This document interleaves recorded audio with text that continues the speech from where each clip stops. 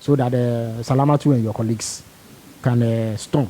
I'm not sure what Mr. Iya makes of it, seeing as it is a women's development bank. I don't know what will be in store for women when we venture.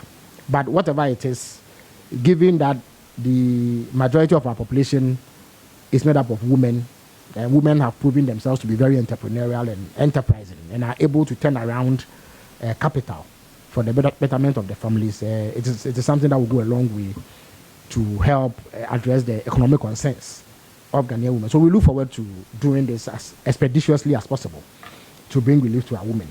On the 24-hour economy, again, President Mahama and his government do not believe in ad hoc policy making. We don't believe in just sloganeering. When you want to set up a system, it is better to be meticulous and take the time required to set up the structures properly, so that when you take off, you don't suffer some of the implementation hiccups that other programs have suffered. Indeed, a wise man once said that a fool learns from his own mistakes, but a wise man learns from the mistakes of others. We've had a series of policies that have failed to endure because of how those policies were set up. We have taken a cue and therefore are working meticulously and painstakingly to address this. So the president had appointed an advisor in the shape of Mr. Guzitano, who recruited a team who have been working on this. At this moment, they have been able to work to put together the framework for a 24-hour economic authority, which will then have the powers and the necessary jurisdiction to implement this seamlessly. You notice that in the budget, over 100 million Ghana cedis has been allocated to them to finance their activities and operations. And in all likelihood, this year, the implementation will begin. Once they set up properly, then organizations that are interested in this 24-hour economy program can then register and benefit from the incentive packages that were advertised when we were campaigning. Indeed, there are public organizations that are already doing that. Last week, I was with the president when he visited the Ghana Publishing Company Limited, and they showed that because of the introduction of a 24-hour economy policy or 24-hour operating policy, their revenues have shot up dramatically, and they are in a much better position than before. The ports, or the Tama port, has also started a similar activity, and it is the hope that by the close of this year, more organizations will come on board because the authority that they set up, and they will have the capacity then to engage.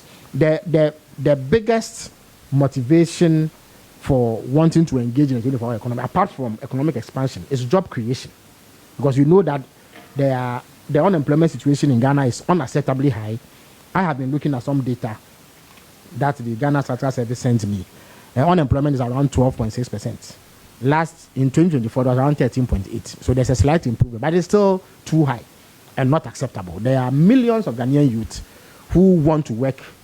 They are highly educated and want some employment so that they can eke out a meaningful living. They don't have the opportunity because they are not employed. So the 24-hour economy is designed to expand the economy and create room for more employment for our youth, and it will be rolled out in the way that yes, Salamatu is back. Yes, a brief follow-up to that. I want to know if the private sector have also come on board, and how many have come on board with the 24-hour. The 24-hour economy is a predominantly private sector-led activity, because that really is a realistic approach. Government alone cannot have a 24-hour system of economic management. The private sector will lead. They will outnumber government institutions. So the private sector is welcome, except that before we are able to register them and begin to assist them to operate, we need a framework which we are putting in place through the 24-hour economy authority. Thank you very much. Yes, we are hard pressed for time. Bismarck and Co. Former Deputy Education Minister and MP for Asin South has called on government to recall all the textbooks promoting LGBTQ in the basic school education.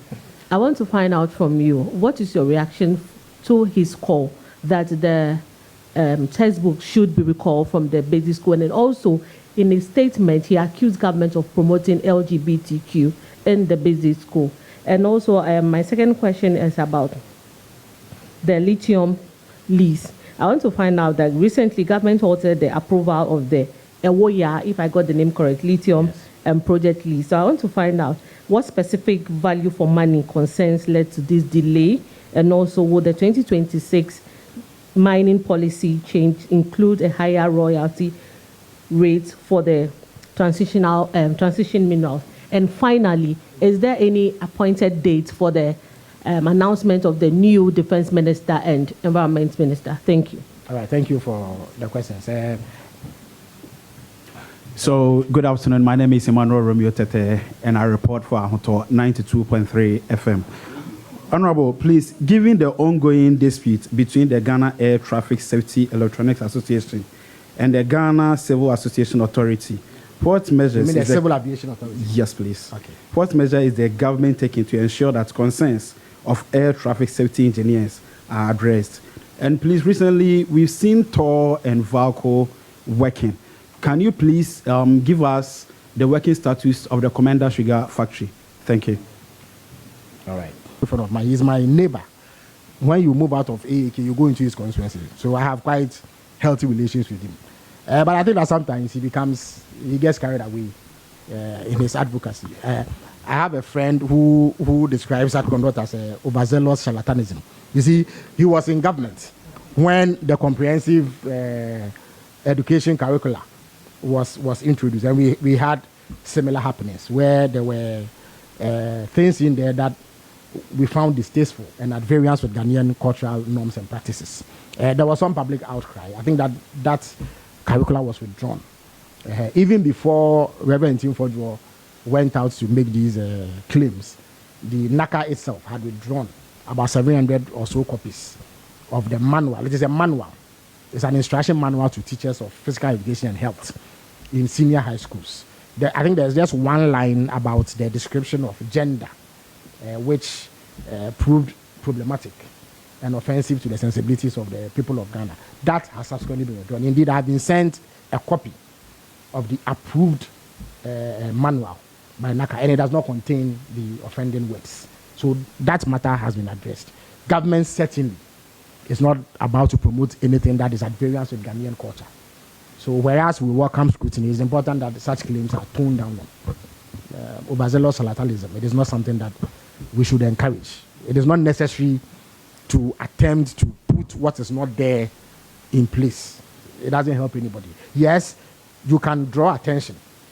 Clearly, this would be a slip, or that somebody was not paying too much attention. You understand me? But it is not government policy to promote conduct that is at variance with Ghanaian culture. And that is that the NACA has taken remedial action and the matter stands resolved. On the lithium project, I think that the lands minister has explained that developments in the world market price of lithium has compelled the introduction of a sliding scale, so that as the world market price improves, depending on where it gets to, a certain percentage of royalty is charged. That is necessary to make the project viable, because the investor or even the government of Ghana that is investing in the project would need to make returns that justify the investment. So if the investment does not turn out returns which justify that investment, no investor will, and then the lithium will remain in the ground. We have to make a decision whether it is better that it is in the ground or it is exploited to, as it were, finance the development of the community where it is being mined and the nation as a whole. But to do that, some adjustments needed to be done. There was an initial proposal which some people disagreed with. The minister withdrew and came back with a sliding scale, which in my view should suffice. And so work is ongoing to ensure that more stakeholder engagement is done, so that all relevant parties involved achieve some common ground on the way forward. That is being done. The president, who is my boss and on whose behalf I speak, has not apprised me of a specific date on which he is going to appoint a defense minister or a minister for the environment. As we speak, there are ministers responsible for defense and environment, science and technology who are working. And I don't think that there have been any shortfalls in their output so far. But as and when the president deems it necessary to make an appointment of a defense minister or an environment, science, technology minister, once he informs me, you will get to know through the usual channels that we use to disseminate government information. That's what I can say. As for the disputes involving personnel within the aviation space, there's a long-established protocol and process to address industrial disputes, and I'm sure those will be triggered to ensure that this does not escalate beyond the acceptable limits. Thank you very much. Yeah, Reverend. Osofo. Mr. Minister, please, I have two questions. One is that His Excellency to Flagstaff House, and we have gone through 1 year, and the name is being maintained as Jubilee House for the meantime. We don't know when it will be reversed, or we should go by Jubilee House. Then the second question is, we've sent some troops to Jamaica. We would like to know how they are faring, and then are we expecting to send more of them to help in the reconstruction of Jamaica? Thank you. Thank you very much, Reverend. My name is Wisdom Hedejime. I work with TVXYZ. Now, you ended year one without any scandal, as Ghanaians are calling that a free year, no scandal. Public officers had a good conduct, and what should we expect in year two? Because then year one, you said we are stabilizing the economy. What should we expect in year two? And then your priorities. And then again, the president is very particular about the implementation of the affirmative action law. What exactly is the modalities in the implementation? And then I want to know, the Media Development Fund, when is it going to be rolled out, and who stands to benefit? Thank you. All right, thank you very much. Well, Minister, my name is Dominic Nana Kwaminan Sapra from Metro TV. My question has to do with the Commander Sugar Factory. Yes, I think what is the current update on yes. that? Right. The Commander people want to know. And also the MPP is also electing a leader on the 31st of January. We want to know, there have been some prophecies so far, prophecies of doom. You created an office for that. Let's know how things are going so far. Thank you. Okay.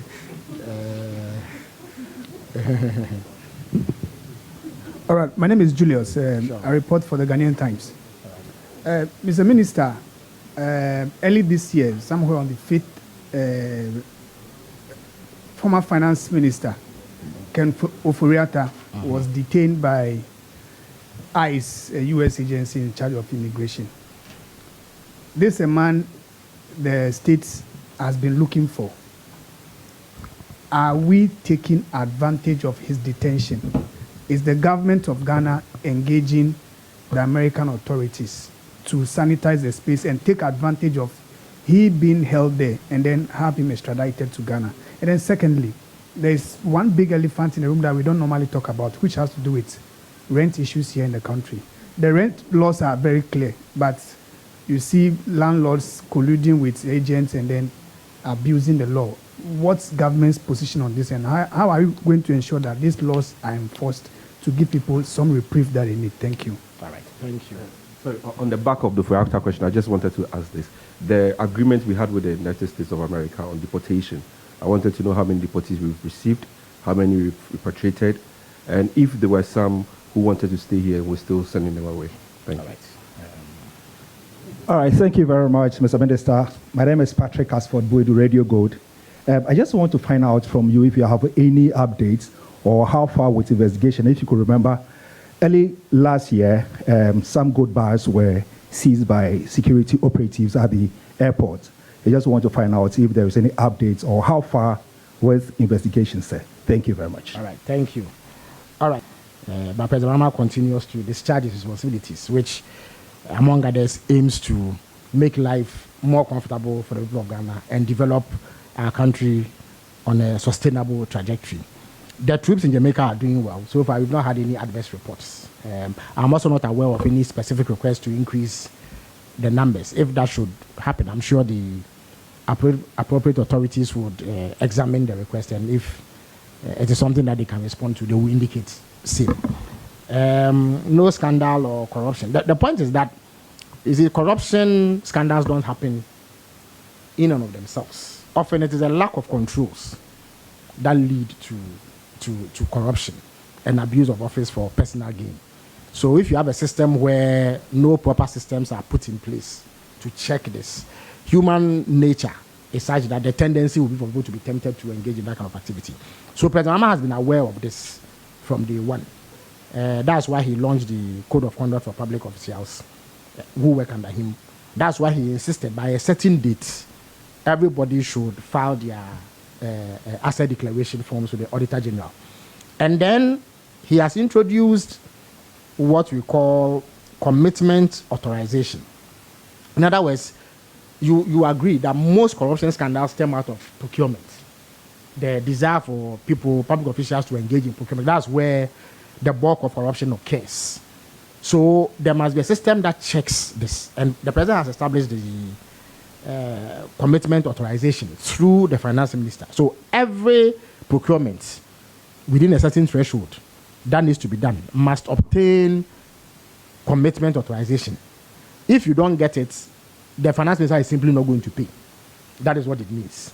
Through that process, you are then able to scrutinize the request for procurement, the processes, and flag any unlawful acts or any acts that have the likelihood to lead to corruption. So you can stem the activity even before it occurs.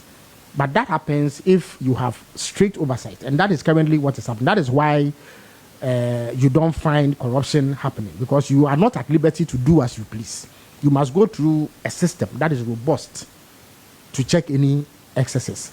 You will recall that the minister also announced the setting up of the Value for Money Office, which will be a body set up to look into the value of all government procurement.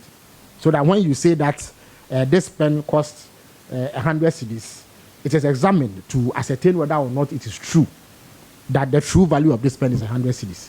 That office will also provide an additional layer of scrutiny and checks and balances on public procurement. So corruption is fought through a systems approach.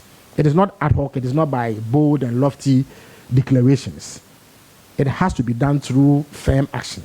And that is what is happening. So these systems will continue to be strengthened.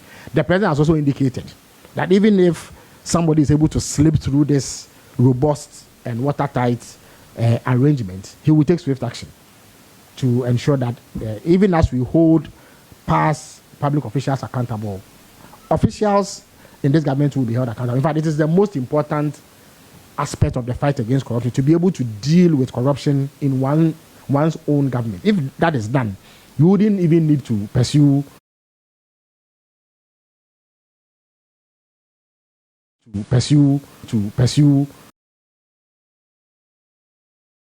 from a accountability system is such that once it occurs, it will be addressed. That is what President Mahama seeks to set up in the period that he remains government. Of course, the affirmative action law is dear to President Mahama's heart, and he consistently works to ensure that it comes to fruition and that all the provisions in there are adhered to, so that our women folk to build Ghana and they make their deserved contribution. The Commander Sugar Factory is still being worked on. It is important to carry out an assessment of the state of the factory. The intent was for sugar to be produced there so that we cut down on the large volumes of sugar imports as a way of even addressing the problems with the exchange, because you need foreign currency to be able to do this importation if it is coming from outside the country. So the Commander Sugar Factory was set up to abridge that gap. Unfortunately, we finished setting it up just before we left office in 2016. What was left was for the cultivation of a plantation and then a system to offtake from outgrowers to feed the factory. The MPP failed to do that and left the factory in a state of disrepair. Once we took over, it was necessary to assess the situation and look for the best approach to get the factory to become operational. I'm confident that the trade minister, when she takes a turn at this program next week, will shed light on the status of the Commander Sugar Factory and indicate clearly what government is doing to bring it back to fruition. Let me indicate that there's no office of prophecy. What it is that there's a designated official who liaises with the religious community, because it's an important section of society, and the government has to be sensitive to the beliefs and aspirations of its people. So there's an officer who has the mandate to liaise with religious organizations. For a long time, the Ghanaian public has become concerned about the proliferation of prophecies, especially on the 31st December. And all manner of claims are made, some of which sometimes defy understanding and what have you. It was important to put in place a structured system so that whatever claims are made are examined, so that people do not use that as an avenue to create needless panic and exploit people, what have you. So that is what it is about. It is not an office dedicated to prophecy, no. It's an office dedicated to maintaining relations between governments and an important section of society, which is the religious community. That is what it is. Ken Oforiatta, like all public officials, we are subject to scrutiny. So whether you are in government or outside government, once you have served in public office, you must be open to scrutiny and accountability. There are many public officials, including some who served under President Mahama during his first tenure, who were subjected to all manner of judicial processes with a view to exerting accountability from them. And Mr. Ken Oforiatta was in government when that happened. So I see no reason why he should seek to evade accountability when similar questions are. Indeed, President Mahama himself was a subject of investigations. I'm sure you remember that. And he subjected himself to investigations. He was interviewed by the special prosecutor. Eventually, it was found that the allegations were unfounded and nothing untoward had happened in that particular matter. So he is working a free man. So if Ken Oforiatta is confident that indeed he has done nothing untoward, I think that he should avail himself to the appropriate authorities to carry out their investigations. Indeed, the Attorney General has indicated that he has sent a formal extradition request to the authorities in the United States of America who are processing it. Along the line, because of the concerns raised by the Ghanaian government, I think that his visa was revoked, which then made it an issue for ICE. So he is currently in detention. We are aware that on the 20th of this month, he will be appearing in court. Depending on the outcome of the court proceedings, I think that the appropriate steps will be taken. But the Ghanaian government is interested in holding all public officials to account. And if the investigative authorities believe that there's a basis to investigate you, I think they should be encouraged to carry out that investigation. The rent laws and abuse and exploitation, I think is a worrying situation. That's why President Mahama committed himself to social housing. And it's a policy that will be rolled out in the time that he is president. To, first of all, increase the housing stock, which then also, in classical economic terms, beats down the prices. That will be in addition to strict enforcement of the rent laws so that tenants are not exploited by house owners and landlords who want to engage in rent-seeking behavior.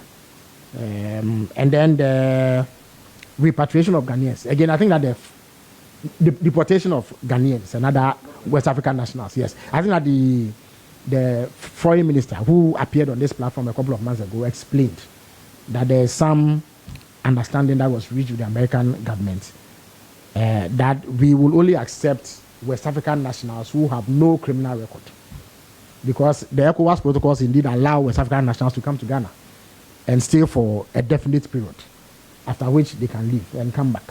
So there's really nothing untoward about having ECOWAS citizens in Ghana. Once they come, arrangements are made to send them to their respective countries. As far as I know, that has been done. As and when they come, they are processed and sent to their countries of origin. And there's really no difficulty as we speak with that arrangement. In terms of the specific numbers, I think that an update can be obtained from the foreign ministry, and I'll be more than happy to put it out once that update becomes available. Thank you very much. Yes, the Media Development Fund is something that we are mulling. We've had challenges with it in the past. It was well-intentioned to assist the media, as the name implies, to develop and take care of some welfare issues of journalists. But it ran into some difficulties. We've learned lessons from that, so we are currently engaged in discussions and efforts to revitalize it so that when it comes back, it serves a more useful purpose than before. Which question was that? Well, I can get an update for you from the National Security Secretariat, yes. Last question, yeah. Microphone, yeah. The first year of your government, yes, I think significant efforts. Damos and the rest. Yes, in fact, tell us something. What only this morning I woke up to of the water and all of that. I woke up this morning to a briefing by NIMOS on some action that they have taken against Ghana, and they do it on a daily basis. Significant gains have been made since we came to power. When we came to power, around this time last year, there were 9 forest reserves that were under the control of bandits, non-state actors. As I speak, those 9 forest reserves have been reclaimed by government. The infamous LI 2462 now stands revoked, and further effort will be made to tighten the laws in the Mining and Mineral Act to make it impossible for anybody to mine in a forest reserve. Thousands of persons who are engaged in illegal mining are in custody. There are some of them who are actually standing trial. Others have dockets being prepared on them. The Attorney General and Minister for Justice is working towards setting up special courts. Indeed, Cabinet has considered the introduction of the tribunals.